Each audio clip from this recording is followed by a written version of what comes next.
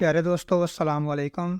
جس دوران میں رکشہ ڈرائیور اور اس میں موجود مشکوک شخص سے چند بنیادی سوالات پوچھ رہا تھا، میں دونوں کی گفتگو میں تسلسل کے فقدان، ربط کی کمی اور نمایاں تضادات کو غور سے نوٹ کر رہا تھا۔ پولیس کالج سے حالہ کی تربیت اور تفتیش کے طریقہ کار کے سارے نکات ذہن نشین تھے، جن کے مطابق ملزم سے کی گئی گفتگو اور اس کی باڈی لینگویج نہایت اہمیت کی حامل ہوتی ہے۔ روایتی تھرڈ ڈگری طریقہ کار اور اس کے ساتھ جڑے جسمانی تشدد کی بجائے ذہنی اور نفسیاتی طور پر ملزم کو بریک کرنا ہی دراصل جدید طرز تفتیش کا مقصود رہا ہے۔ میں ذاتی طور پر شائستہ لب لہجے کا قائل ہوں، لہٰذا ان دونوں سے کی گئی گفتگو کے دوران میں نے تہذیب کا دامن ہاتھ سے نہیں چھوڑا۔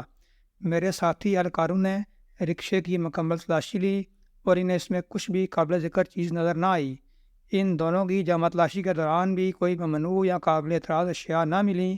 اس پر ہمارے ڈرائیور نے حاسی مایوسی کا اظہار کیا اور میرے قریب آ کر آہستہ سے کہا کہ سر، ان کے پاس کچھ بھی نہیں، لہٰذا انہیں جانے دیں اور ہم ناکہ بندی ختم کر کے کھانا تناول کرنے چلتے ہیں۔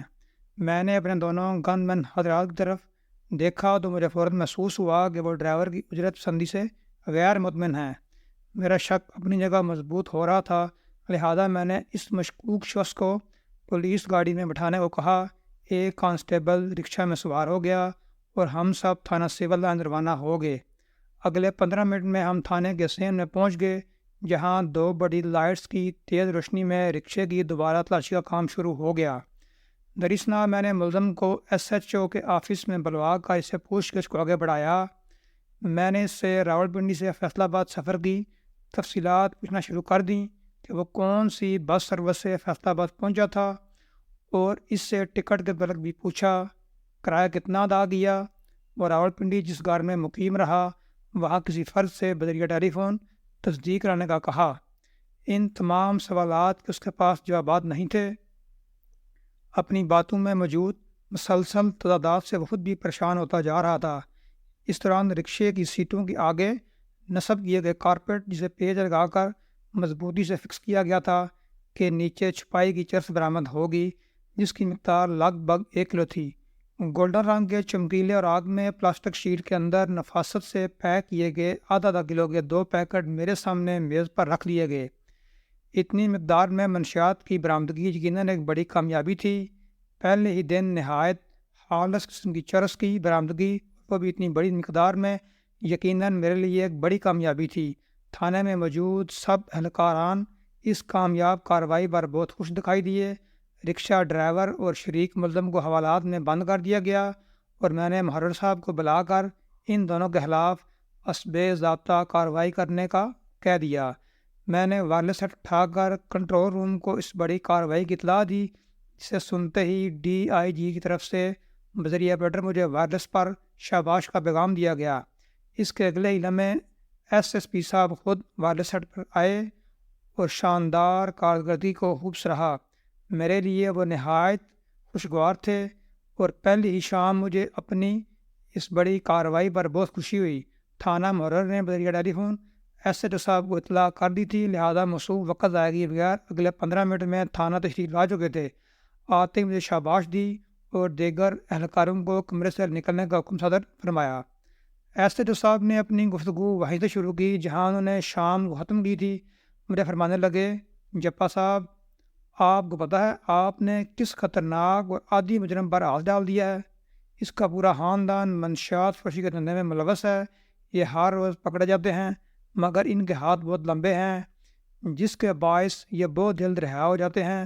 ہم ان کو چلان کر دیں تو بھی عدالتوں سے ضمانت پر رہا ہو جاتے ہیں، لہذا آپ ریسٹ ہاؤس جائیں اور آرام کریں، میں ان سے خود اچھی طرح نمٹ لوں گا۔ میں نے SHO صاحب کی خدمت میں عرض کیا کہ میں بذریعہ وائرلیس پہلے ہی اس کارروائی کی اطلاع پولیس کنٹرول کو دے چکا ہوں، جس کے بعد جناب DIG اور SSP صاحب مجھے شاباش بھی دے چکے ہیں، لہٰذا آپ کی ساری گفتگو ایک طرف، مگر میں اپنی نگرانی میں یہ پرچہ درج کروں گا، اور اس سلسلے میں مجھے کسی قسم کا کوئی ابہام نہیں۔ موصوف فوراً جلال میں آئے، کرسی سے اٹھے اور فرمانے لگے، جپا صاحب، یہ بہت خطرناک لوگ ہیں۔ آپ ابھی محکمے میں ڈائریکٹ انسپکٹر بردی ہوئے ہیں، آپ کا لمبا کیریئر ہے، اور آپ DIG تک آسانی سے پروموٹ ہو جائیں گے۔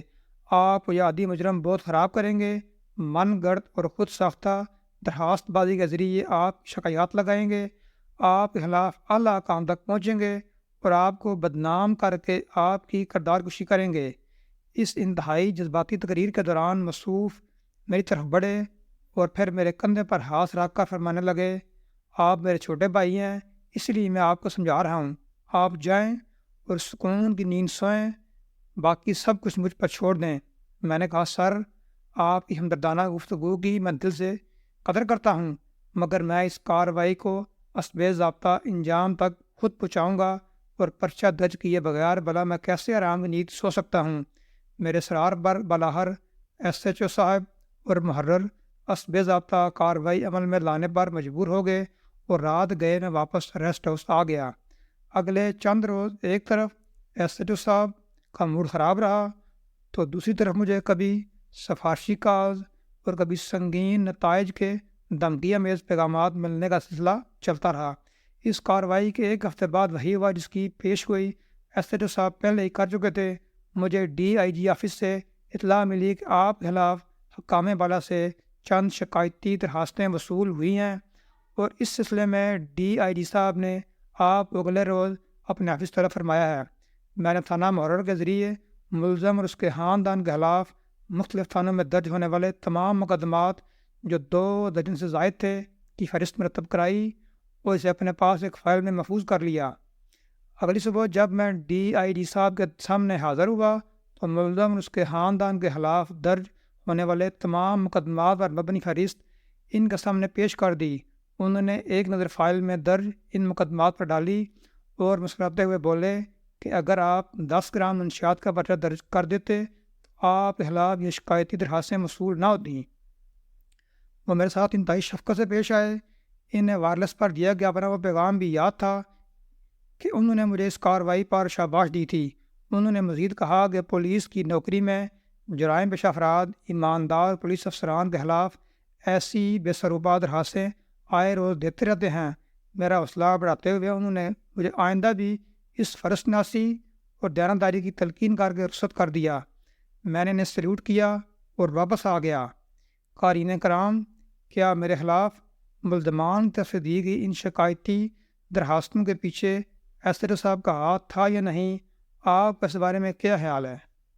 پیارے دوستو، اگر آپ کو یہ ویڈیو اچھی لگے تو اس کو لائک اور شیئر کریں، چینل کو سبسکرائب کریں اور بیل آئیکن کو بھی دبا دیں تاکہ آپ کو نئی ویڈیو مل سکیں۔